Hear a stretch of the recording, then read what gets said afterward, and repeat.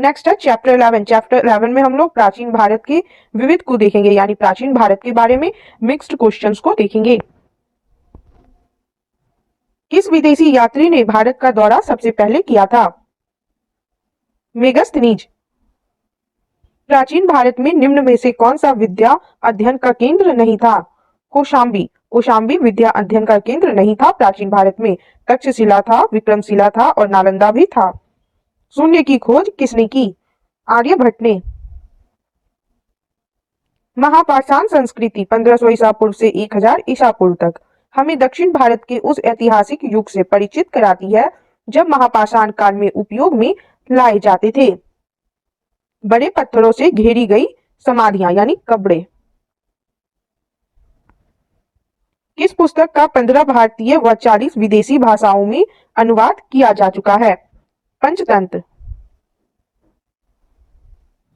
Numismatics क्या है? सिक्कों व धातुओं का अध्ययन। हितोपदेश के लेखक हैं नारायण पंडित। नाट्य शास्त्र की रचना किसने की? भरत मुनि। विक्रम संवत प्रारंभ हुआ 58 ईसा पूर्व। अंकोर वाट कहाँ स्थित है? कंबोडिया। पुरापाषाण काल में आदि मानव के मनोरंजन के साधन थे शिकार। निम्नलिखित में से किसको चालकोलिथिक एज कहा जाता है? ताम्रपाषाण युग। स्वप्नवासवदता के लेखक हैं भास। नालंदा विश्वविद्यालय किस लिए प्रसिद्ध था? बौद्ध धर्म दर्शन। उस स्रोत का नाम बतलाएं जो प्राचीन भारत के व्यापारिक मार्गों पर मौन है। मिलिंद पनो। आधुनिक मानव के हाल का पूर्वज है क्रो-मैग्नन मनुष्य। ईसा की प्रारंभिक सदियों में भारत तथा रोम के बीच घनिष्ठ व्यापारिक संबंधों की सूचना किस पुरास्थल की खुदाई से प्राप्त होती है? अरिकमेडु। आधुनिक देवनागरी लिपि का प्राचीनतम रूप है ब्राह्मी। मानव द्वारा सर्वप्रथम प्रयुक्त अनाज था गेहूं और जौ। कौन जोड़ा सुमेलित नहीं है? हरिसेन हर्ष। यह सही सुमेलित नहीं है। काव्य शैली का प्राचीनतम नमूना किसके अभिलेख में मिलता है? रुद्रदामन के। निम्नलिखित में कौन सा बंदरगाह पोर्टुगेज नाम से the Periplus of the Erythraean Sea लाल सागर का भ्रमण के अज्ञात नामा लेखक को ज्ञात था? अरिकमेडु। ताम्राश्म या ताम्र पाषाण काल यानी कैलकोलिथिक एज में महाराष्ट्र के लोग मृतकों के घर के फर्श के नीचे किस तरह रखकर दफनाते थे? उत्तर से दक्षिण की ओर। भीमबेटका किस लिए प्रसिद्ध है? गुफाओं के शैलचित्र के लिए। सुमेलित कीजिए। चलिए हम लोग मिलान करेंगे सूची 1 का सूची 2 के साथ। रामेश्वरम तमिलनाडु। द्वारका गुजरात। सारनाथ उत्तर प्रदेश में है। महाकाल मंदिर मध्य प्रदेश में है। एक बार फिर से सुन लीजिए। रामेश्वरम तमिलनाडु में है, द्वारका गुजरात में है, सारनाथ उत्तर प्रदेश में है और महाकाल मंदिर मध्य प्रदेश में है। इसका आंसर होगा ऑप्शन ए। नेक्स्ट है भारतवर्ष के लिए इंडिया शब्द का प्रयोग सर्वप्रथम किसने किया? हेरोडोटस। निम्न में कौन सा नवीनतम समझा जाता है? क्रो-मैग्नन मानव इतिहास के पिता द फादर ऑफ हिस्ट्री की पदवी सही अर्थों में निम्न में किससे संबंधित है? हेरोडोटस। प्राचीन नगर तक्षशिला निम्नलिखित में किसके बीच स्थित था? सिंधु व झेलम। निम्नलिखित अंग्रेजों में से कौन था जिसने सर्वप्रथम भागवत गीता का अंग्रेजी में अनुवाद किया था? Charles Wilkins. निम्नलिखित प्राचीन भारतीय अभिलेखों में कौन सा एक खाद्यान्न को देश में संकट काल में उपयोग हेतु सुरक्षित रखने के बारे में प्राचीनतम शाही आदेश है? सोहगौड़ा ताम्रपत्र। भारत में निम्नलिखित के आने का सही कालानुक्रम क्या है? नीचे दिए गए कूट का प्रयोग कर सही उत्तर चुनिए।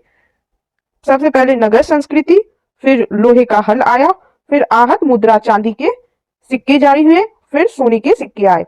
इसका आंसर होगा ऑप्शन डी।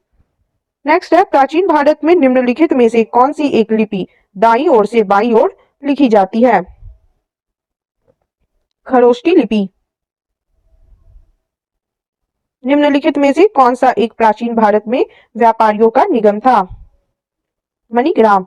पुलकेशिन प्रथम का बादामी शिलालेख शक वर्ष 465 का दिनांकित है। यदि इसे विक्रम संवत में दिनांकित करना हो तो वर्ष क्या होगा? 600। सूची 1 को सूची 2 के साथ सुमेलित कीजिए और सूचियों के नीचे दिए गए कूट का प्रयोग करते हुए सही उत्तर का चयन कीजिए। चलिए हम लोग सूची 1 को सूची 2 से मिला लेंगे। गुप्त का संबंध देवगढ़ से है। चंदेल चंदेल वंश के काल में खजुराहो बना। चालुक्य का संबंध बादामी से है और पल्लव का संबंध पनमैले से है। इसका आंसर होगा ऑप्शन ए। सुमेलित कीजिए। सूची 1 में राज्य और सूची 2 में राजधानी दी गई है। इसको हम लोग सुमेलित करेंगे।